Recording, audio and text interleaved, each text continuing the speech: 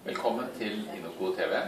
I dag så skal vi presentere KUKO-modellen og videreføring av den. Dette her er altså da kapittel nummer 14, som er strategikapitlet. Der har vi måttet tatt en total endring ved å pælme det vi hadde, for det var sånn oppgulpsmateriale som var nok så verdiløst, og så har vi jobbet videre med det.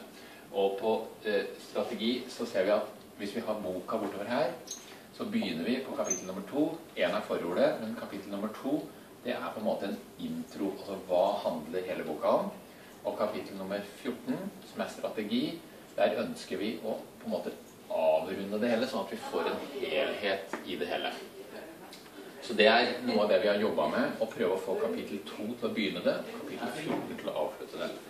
Og strategikapitlet her, det går egentlig på, ikke på strategi, sånn at du skal bli knallgod på strategi, men det går på to ting. Det går på hva gjør du nå, du som nå nettopp har lest boka, i din situasjon, i din hverdag. Og så går det på hvordan skal du få tilegnet deg det materialet som er i boka. Så det er de strategiske to tingene som vi tar tak i.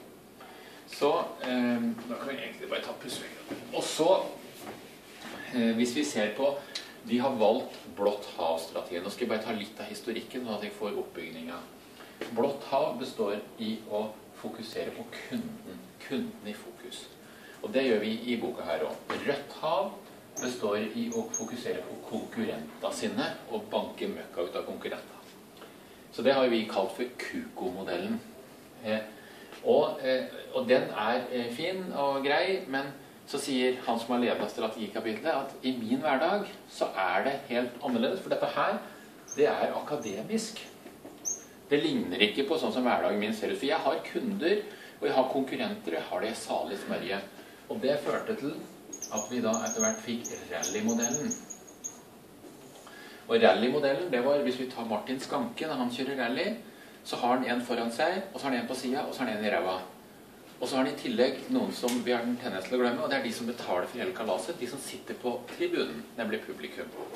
Sånn at, og da sier andre altså, det ligner på hverdagen min. Jeg har noen bak meg, noen foran meg, og så har jeg noen som er kundene mine. Og det trakk vi videre over i hopp-modellen, for å kalle det det, for å ha en norsk modell. Så her, det dere ser her nå, er en vakker tegnet hoppbakke. Og her har vi strategi definerer Are, altså vi definerer det som fremgangsmåte for å nå et mål, og Are trakk inn et annet ord, og det er at strategi er lik utsikt med innsikt. Du må ha innsikt for å klare å få utsikt, og det vil si at det er det punktet her.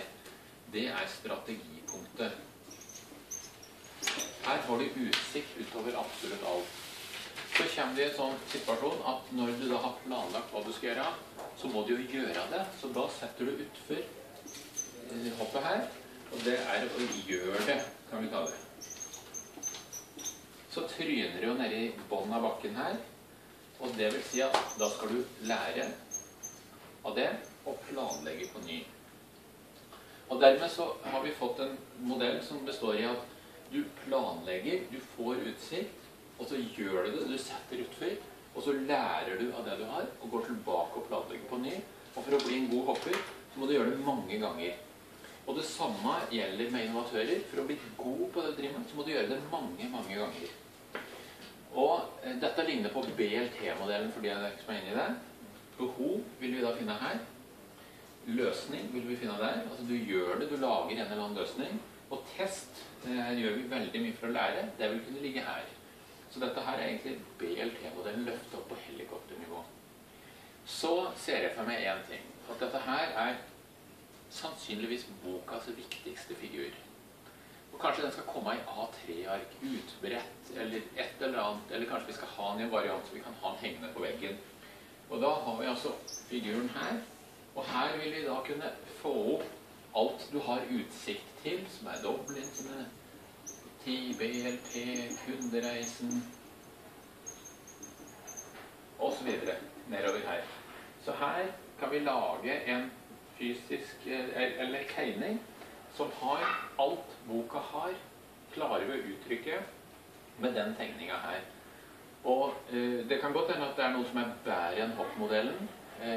Ser ikke bort ifra det, men det var i hvert fall det vi kom fram til etter å ha kjørt via QK-modellen, som var det akademiske, over til det praktiske, som egentlig ble rally-modellen først, som er ikke noe sted vi ønsker å lande, men metaformessig så fungerer det, for vi skjønner hva det er, over til Hopp-modellen.